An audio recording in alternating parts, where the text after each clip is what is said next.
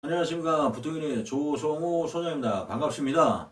자, 오늘은 황금성이 좋은 부동산에 대해서 한번 얘기를 좀 나눠볼 거고요.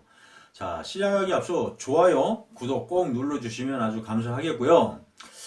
황금성이 좋은 부동산이 도대체 뭘까? 아니면 어떤 걸 사야 되지? 어떤 지역에 사야 되지? 사실 이런 게 궁금하지 않습니까? 중요하잖아요. 그래서 이제 한 두 가지 정도로 압축을 좀 하면 그렇습니다. 부동산이라는 거는 내가 샀을 때 언제든지 물건을 내놓으면 쉽게 팔릴 수 있는 부동산을 무조건 사야 됩니다.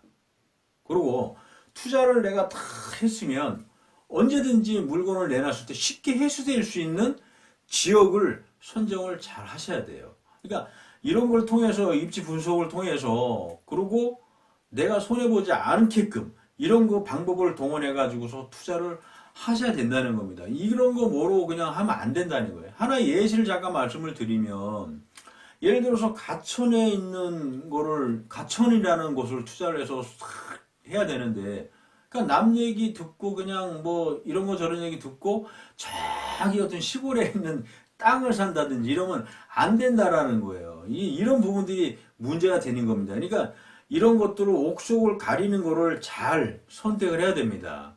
이게 부동산이라는 게 종류가 많지 않습니까? 그죠?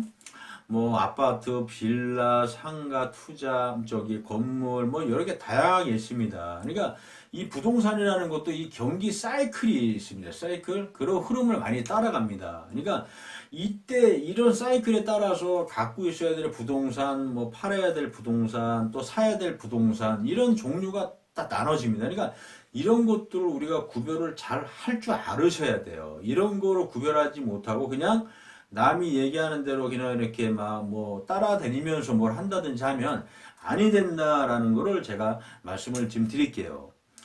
대부분 내 사람들이 부동산을 내가 그냥 사놓으면 무조건 그냥 이렇게 오를 줄만 알고 있어요. 절대 안 오릅니다. 부동산은 쉽게 우리가 생각한 것처럼 막 이렇게 쉽게 오르고 막 그러지는 않아요. 그러니까 이 부동산이라는 건 뭐야? 사놓기만 한다고 해서 그냥 오르는 게 아니거든요.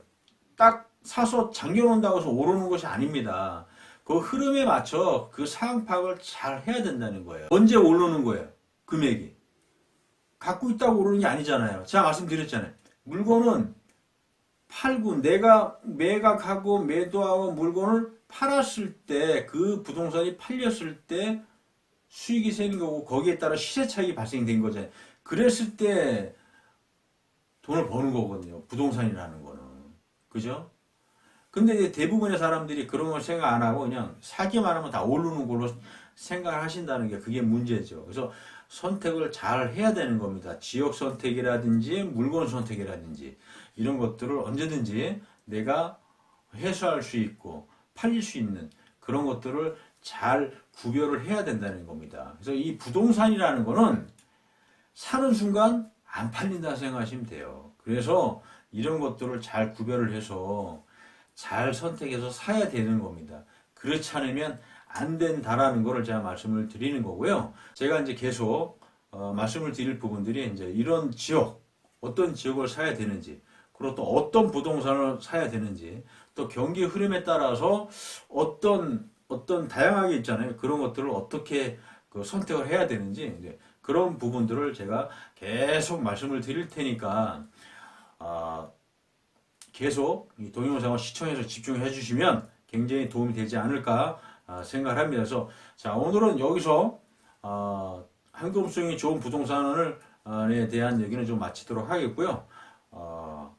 인터넷상에 부통연이라고 치면 좋은 정보가 많으니까 꼭 들어오셔서 정보 많이 가지고 가시면 감사하겠습니다. 자 오늘 여기서 마치도록 하겠습니다. 감사합니다.